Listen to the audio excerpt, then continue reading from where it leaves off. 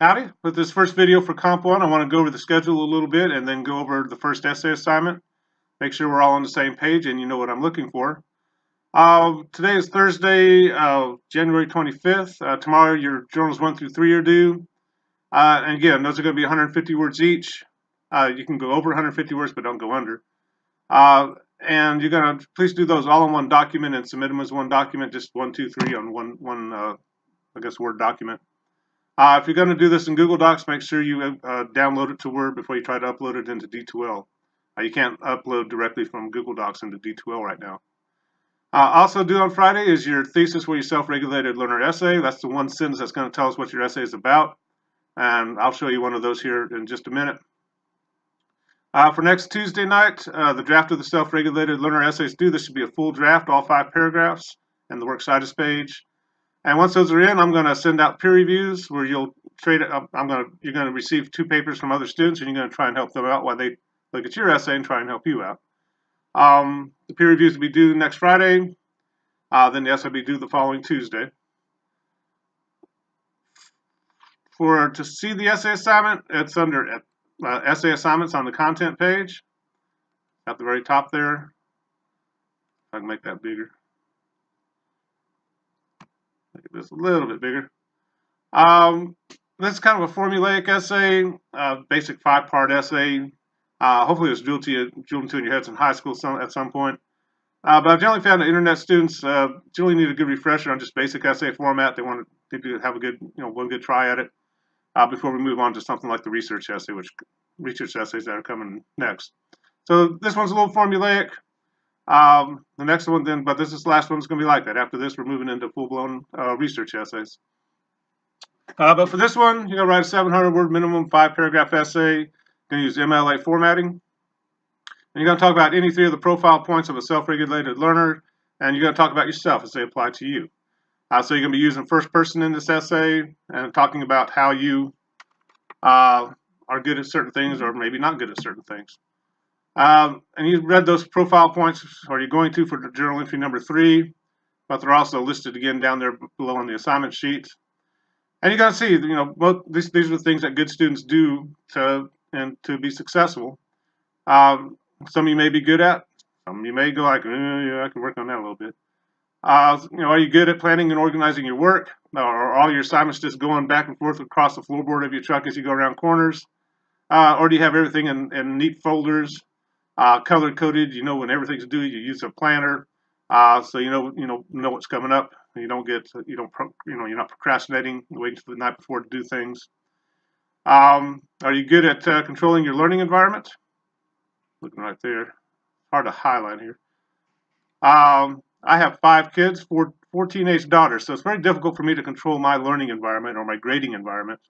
They like to talk and yell and scream and carry on because they're teenagers, and that's what they do. So I have to work at that. I have to find places where I can work, and that's the one thing I do struggle with. You may be a little bit better at it than I am. Are you good at asking for help? I always struggled with that. I'd go down with the ship before I'd ask a question, at least when I was younger, especially in high school. I'm a little more used to asking questions now. But you're going to pick any 3 of these. I can't quite get that last one. Anyway, there we go. One thing I really struggle with is attributing failure to ineffective strategies. I like to do the same thing over and over and over and wonder why it's not working. And usually until one of my kids go like, why don't you do this? And I'm like, so, we all have these things we're pretty good at. We all have things we kind of struggle with. But you're going to focus on your experiences. You're not telling the reader how to be better at certain things. You're telling us how you're either good at it or why you're not good at it and how you might improve in that area. There are some guidelines there. There's some word count minimums. Generally, if you're not making the word count for a paragraph, excuse me, usually a problem that with not developing examples or not giving good examples, developing your ideas particularly well. So that, there's not a big difference between 149 and 152 words, obviously, but generally if you're not getting to that 150 word count, something's not working right in the paragraph. We need to take a look at it. Within the essay, you need to define growth mindset and define self-regulated learning. And you're going to use both the sources from the journal prompts to do that, and you're going to put those on a works cited page. So there's a little bit of a research component to this. I mean, you know where you're going, so you don't have to go on the internet or anything beyond going to the journal entries. But you want to start practicing MLA formatting. There's some punctuation you need to include. I'll probably go over figurative language in a later video once everybody's working on their drafts. Don't use you, or it. You should not be using second person you or your, because you're not telling the reader how to do something, you're telling us how you do something. So you should be using first person I in this essay. And it's kind of a pet peeve of mine. It's a stylistic concern. It's not really an error. But generally you can work it out of your sentences and come up with a much better, clearer sentence, or get yourself out of passive voice. You use it is a lot, you're kind of moving into passive voice. Kind of thinning out your writing a little bit.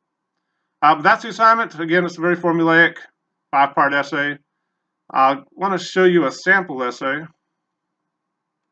so you can kind of get a sense of how this is going to work.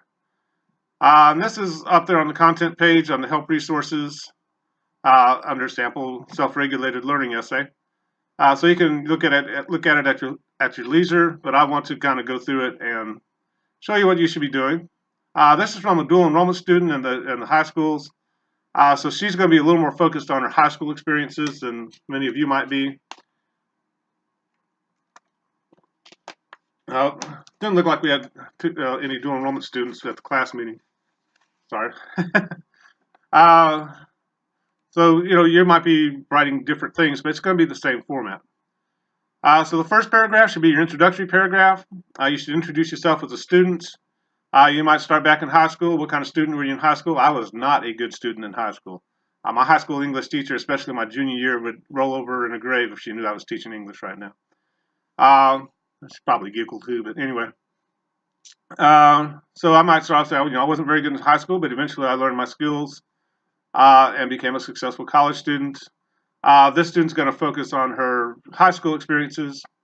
But I want to get a sense of what kind of student you are.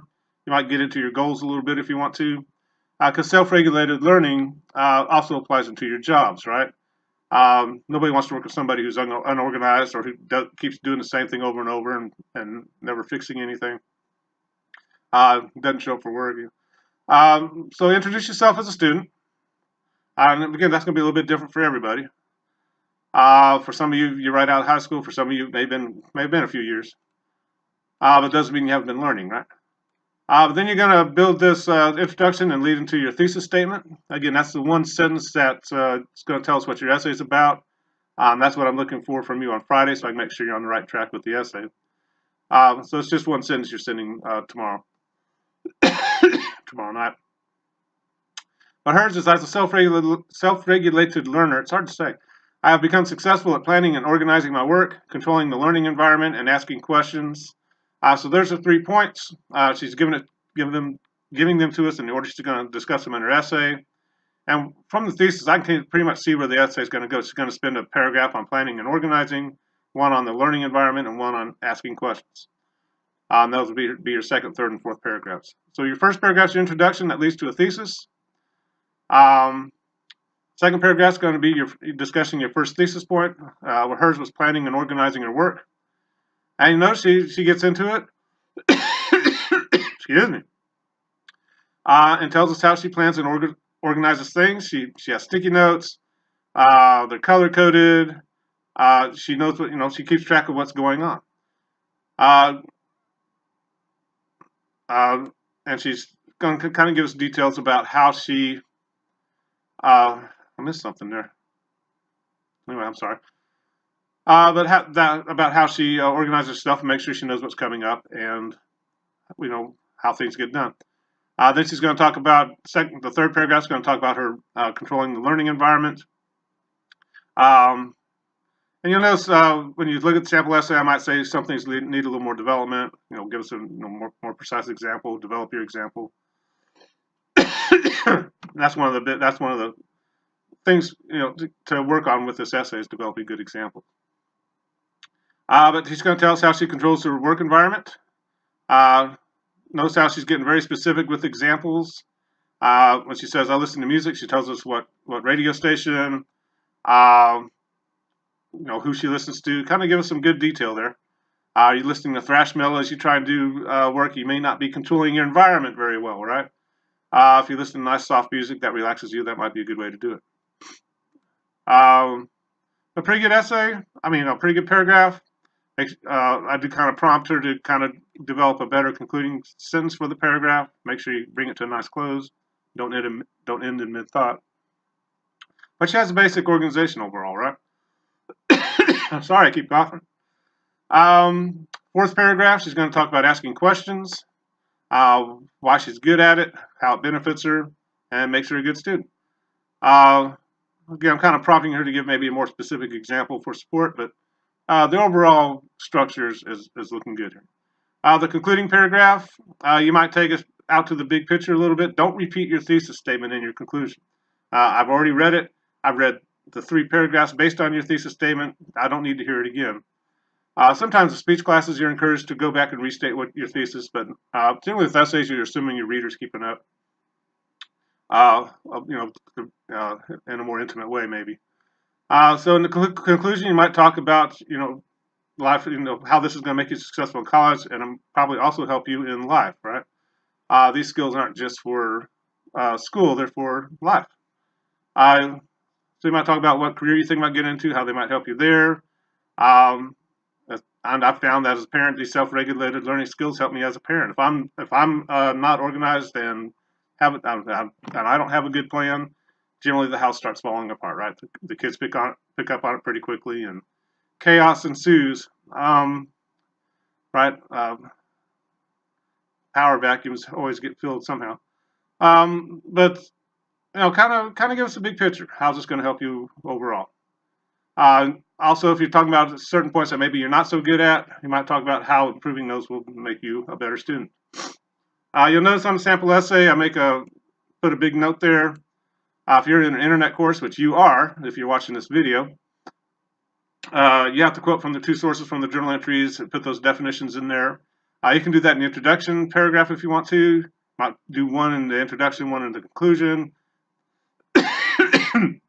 You might work with one inside one of the body paragraphs. It's really up to you where you put those quotes in there. But make sure you put those on the works citus page. Again, this student wasn't required to do it. They had to do 5 essays in that class, so we started a little more slowly there. But that's what the basic 5-part essay looks like. She does a good job with the format. I think she's a pretty good writer too. The sentences are in good shape. But the challenge is to give good examples, develop your examples, be specific with details, and develop those paragraphs. That's about all I have for you. Again, just for tomorrow night, again, I'm doing this on Thursday the 25th. Looking for journals 1 through 3 that hopefully give you a good background on self-regulated learning and growth mindset. And also, I'm looking for your thesis statement for this first essay. Basically, I'm just asking what 3 profile points are you going to discuss, in what way. And again, you can mix that up. You can say I'm good at 2, bad at 1, good at 1, bad at 2. We all have things we need to work on. Draft's going to be due next Tuesday night. You're pretty much like the sample essay in terms of organization and development and things like that. But I'm going to get off here. If you have questions, be sure to let me know.